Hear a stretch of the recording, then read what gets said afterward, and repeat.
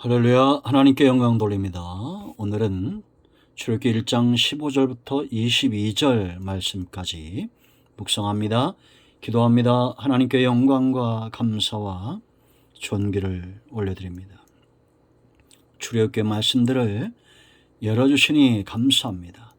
우리가 세상에 있으나 하나님께 속한 자로 살게 하시고 구원 얻은 백성으로 우리의 삶이 하나님을 영화롭게 하며 사역은 능력이 있어서 죽어가는 영혼들을 이끌어가는 일에 쓰임받기를 원합니다. 애굽에서 나와 하나님께 속했던 이스라엘처럼 우리의 온 영과 온 마음과 온 삶이 하나님께 속한 삶을 살게 하옵소서. 오늘도 말씀을 통해서 우리 가운데 깨닫게 하실 하나님을 찬양합니다. 종을 낮추시고 겸손하게 하시고 오직 말씀의 도구로만 쓰임받기를 원합니다. 예수님의 이름으로 사모하며 기도합니다. 아멘. 자, 15절로 22절 말씀을 3일에 걸쳐서 10분씩 살펴봅니다. 이 본문을 꼭 읽어보시고요. 오늘은 17절 한 절만 있습니다. 그러나 산파들이 하나님을 두려워하여 애굽 왕의 명령을 어기고 남자 아기들을 살린지라. 아멘. 자, 여러분 1절로 14절 말씀까지 우리가 살펴봤죠. 학대를 받을수록 강해졌던 이스라엘입니다. 이제 바로가 이스라엘의 번성함을 막기 위해서 산파들을 이용해서 아이들을 죽이려고 했지만 하나님을 경외하고 두려워했던 산파들이 그 말에 순종치 않고 하나님 편에 서므로 그 악한 관계가 실패하는 것을 볼 수 있고, 이로 인하여 산파들이 복을 받고 그 집안이 흥왕한 그런 내용입니다. 여러분, 우리가 여기서 살펴볼 것은 크게 세 가지입니다. 하나는 하나님의 일하심에 대해서 우리가 알아야 됩니다. 두 번째는 사탄의 계획에 관계, 악한 계획에 대해서 알아야 되고, 이걸 안다면은 이제 우리가 산파들처럼 하나님 편에 서는 삶의 축복에 눈이 떠져야 됩니다. 여러분, 이것은 3700년 전 사건이 아니죠. 여전히 하나님은 우리 가운데 일하신다는 것을 믿는 자가 있습니다. 믿는 자는 하나님 편에 서야 됩니다. 그런가 하면 악한 사단의 바로의 역사, 바로를 통해서 역사했던 사단은 지금도 세상 권력과 불신자들을 통해서 역사하는 것은 너무나 당연한 것입니다. 우리가 이런 영적인 분별력들이 희미해지는 시대가 무엇보다도 위기의 시대입니다. 무슨 사단의 역사고 무슨 하나님의 역사냐 하겠지만, 그러나 여러분, 성경의 역사가 분명히 보여주고 있고 지금도 성경에 나타난 말씀대로 세상이 돌아가고 있다는 것을 믿는 자는 그 눈으로 분명히 보고 믿음에 서게 될 것입니다.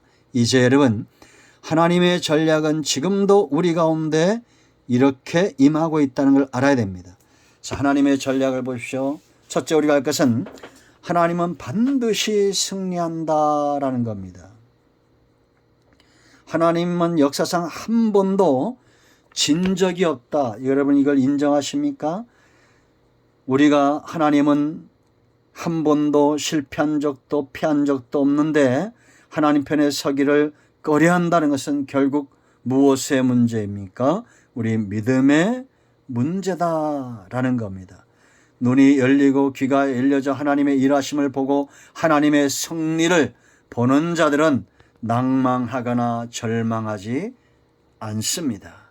여러분, 이긴 게임을 다시 재방송으로 보면서 질 거를 두려워하는 그런 사람들이 있습니까? 우리가 월드컵 4강에 올랐죠. 8강 게임을 지금도 합니다. 16강 게임을 지금도 방송에 보여줄 때가 있죠. 그런 16강이나 8강이나 예선전을 보면서 질 거라고 생각하는 사람은 아무도 없을 겁니다. 그건 바뀌지 않습니다. 하나님은 지금까지 한 번도 패한 적이 없습니다. 앞으로도 그러할 것입니다. 그러므로 여러분, 하나님의 승리를 믿으십시오. 그러면 하나님께서 승리하기 위한 전략이 무엇일까요? 가장 작은 자, 약한 자를 들어서 당시에 가장 강대한 바로를 치시는 겁니다. 다윗을 들어 골리앗을 쳤습니다. 모세를 들어 애국과 바로를 치고 80세의 노인 한 사람을 들어서 홍해를 가르고 이스라엘 이끌어냅니다. 하나님의 방법은 놀랍습니다. 노아와 그 가족을 통해서 새로운 민족을 시작하시는 분입니다. 얼마나 놀랍습니까? 십자가에 달린 예수 그리스도, 연약하고 흠모할 것이 없는 것 같지만 전 세계의 구주십니다. 여러분, 바로의 괴계를 꺾는 일에, 가장 강대한 나라를 꺾는 일에 지금 산파를 사용하고 있다는 겁니다. 이들은 연약한 존재지만 그러나 하나님을 경외하는 자입니다. 이것이 하나님의 방법입니다. 여러분, 정말 이 땅에 강한 자는 바로가 아니라 하나님을 경외했던 산파처럼 오늘날 저와 여러분이 비록 가진 것 없고 연약하다 할지라도 하나님을 경외하는 자라면 하나님은 그를 통해서 세상 강한 자들을 부끄럽게 하실 겁니다. 어느 편에 서시겠습니까? 두 번째, 하나님의 전략입니다. 백성을 강하게 한다라는 겁니다. 이스라엘은 학대를 받을수록 강해졌습니다. 번성해졌습니다. 이것은 절대로 성도는 어려움 속에서 망하지 않는다는 겁니다. 죽지 않는다는 겁니다. 그러므로 여러분, 학대가 오고 어려움이 오고 고난이 올수록 포기하지 마세요. 한숨도 쉬지 마세요.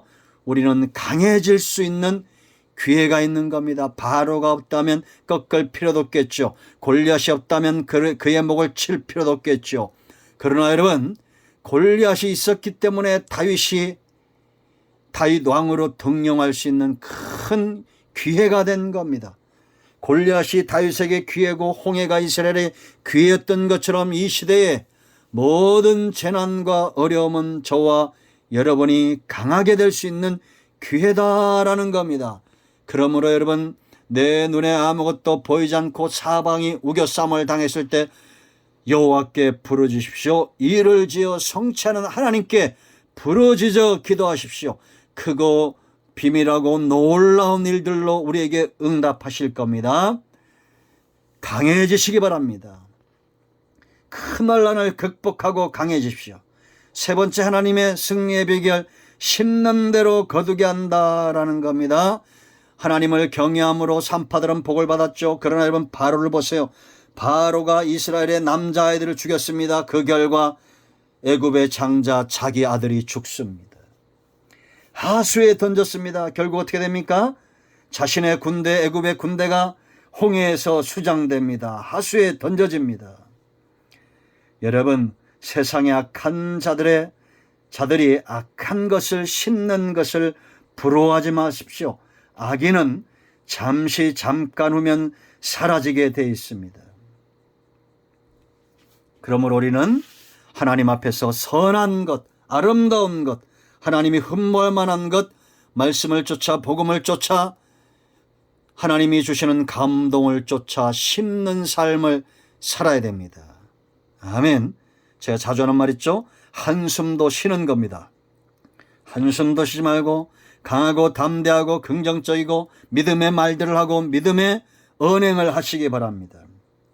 네 번째, 악한 자들의 괴계를 미련하게 하신다라는 겁니다. 사단이 능력 있고 지혜가 있고 그에게 쓰임받는 세상 권력이 지혜가 있고 능력이 있는 것 같죠. 바로가 능력이 있는 것 같죠. 그런데 여러분, 그의 괴계는 미련하게 만들어버린다. 여자아이는 살리고 남자아이를 죽이라라는 겁니다. 이게 얼마나 괴계입니까? 웃자고 하는 얘기가 아닙니다. 남자는 한 명만 있어도 씨를 퍼뜨립니다. 그러나 여자가 없으면, 밭이 없으면 씨가 퍼지지 않습니다. 그러므로 바로가 지혜롭다면 남자가 아닌 여자를 죽여야 됩니다. 이거는 농담으로 한 얘기입니다. 곡해하지 마십시오. 아마존에 식인 마을이 생겼는데 여자들을 다 잡아가니 남자들이 식인을 했답니다. 그러나 바로의 계획이 얼마나 악한 것입니까?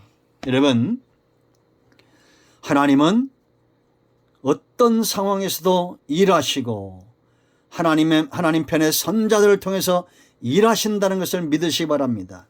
세상 권력은 앞으로 더 강해질 것이고 악한 괴계에 붙들바 되고 사단의 노예로 전락하게 될 겁니다. 하나님을 모르는 자들이 득세하는 자들이 시대가 올 거예요. 그러나 하나님은 승리하신다라는 거 믿으시고 하나님 편에 서길 축복합니다. 오늘은 여기까지 합니다. 기도합니다. 하나님 이 말씀대로 되게 하시고 하나님 편에 서게 하시고 세상 권력과 세상의 힘의 노예가 되지 않게 하시고 하나님의 자녀로 살기를 원합니다. 예수님의 이름으로 사모하며 기도합니다. 아멘. 우리에게는 예수 그리스도의 이름의 권능을 믿습니다. 나사렛 예수 그리스도의 면허니 우리 가운데서는 모든 흑암과 어둠의 영들은 묶임을 떠나갈지어다. 온 영과 온 마음과 온 육체는 치유되며 회복될 자다. 예수님의 이름으로 사모하며 축복하며 취하며 기도합니다. 아멘. 여러분 모두를 축복합니다. 기도는 반드시 응답됩니다. 아멘. 할렐루야.